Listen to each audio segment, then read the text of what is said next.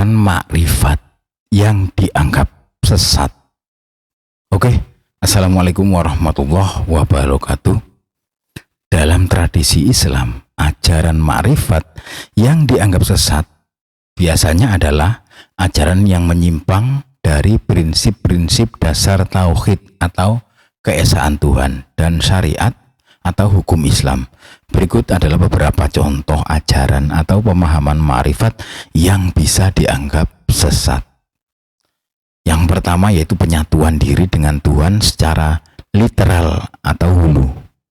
Ajaran yang menyatakan bahwa Tuhan menitis atau merasuk secara literal ke dalam diri seorang manusia, atau bahwa seorang manusia dapat menjadi Tuhan, adalah ajaran yang dianggap sesat dalam Islam. Konsep ini dikenal sebagai hulul, di mana Tuhan dianggap berinkarnasi atau hadir secara fisik dalam tubuh manusia.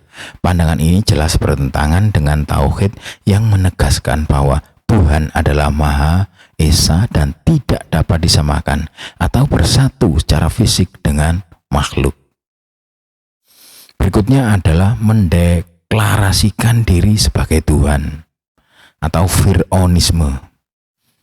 Mengklaim diri sebagai Tuhan atau setara dengan Tuhan adalah bentuk kesesatan yang serius dalam Islam. Ini sering dikaitkan dengan apa yang disebut Fir'aunisme, merujuk pada Fir'aun dalam Al-Quran yang mengaku sebagai Tuhan. Ajaran ini tidak hanya menyinggung dari tauhid, tetapi juga menciptakan kebingungan dan kekacauan dalam umat Islam. Berikutnya yaitu mengabaikan syariat dengan dalih makrifat. Ada ajaran yang mengklaim bahwa setelah mencapai makrifat atau tingkat makrifat atau pengetahuan tertinggi tentang Tuhan, seseorang tidak lagi terikat oleh syariat atau hukum Islam. Pandangan ini dianggap sesat karena dalam Islam, makrifat tidak pernah menggantikan syariat.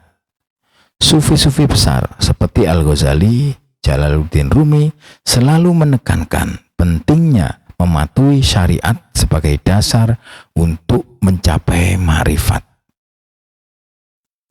Yang berikutnya yaitu pengalaman mistis yang bertentangan dengan ajaran Islam. Jika seorang dalam perjalanan spiritual atau pengalaman mistisnya mulai menerima atau menyebarkan ajaran yang bertentangan dengan Al-Quran. Jadi ajaran yang bertentangan dengan Al-Quran dan Sunnah seperti mengajarkan pluralisme agama secara ekstrim, misalnya semua agama sama-sama benar tanpa perbedaan, atau menyebarkan ajaran sinkretisme yang mencampurkan Islam dengan kepercayaan lain secara tidak sah. Ini bisa dianggap sebagai ajaran sesat. Yang berikutnya yaitu mengajarkan penolakan terhadap kewajiban agama.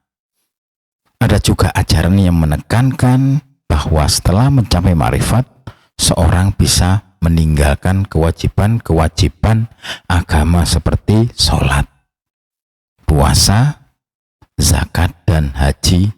Dalam Islam, kewajiban-kewajiban ini tetap berlaku bagi setiap muslim, tidak peduli seberapa tinggi pencapaian spiritual mereka. Menolak kewajiban ini dengan alasan telah mencapai makrifat dianggap sebagai penyelewengan dari ajaran Islam yang sah. Berikutnya adalah mengajarkan reinkarnasi atau kehidupan kembali dalam bentuk lain. Ajaran yang menyatakan bahwa jiwa akan berreinkarnasi atau hidup kembali dalam bentuk lain seperti dalam keyakinan reinkarnasi di agama-agama lain bertentangan dengan ajaran Islam tentang kehidupan setelah mati. Dalam Islam, setelah mati jiwa akan menghadapi hari kiamat dan pembalasan amalnya bukan kembali ke dunia dalam bentuk lain. Ajaran-ajaran ini dianggap sesat karena menyimpang dari keyakinan dasar Islam mengenai tauhid, syariat, dan pandangan tentang kehidupan setelah mati. Dalam Islam, segala sesuatu yang bertentangan dengan prinsip-prinsip ini, terutama ketika menyangkut hakikat Tuhan dan kewajiban ibadah, akan dianggap sebagai kesesatan yang serius. Oke, semoga bermanfaat. Wassalamualaikum warahmatullahi wabarakatuh.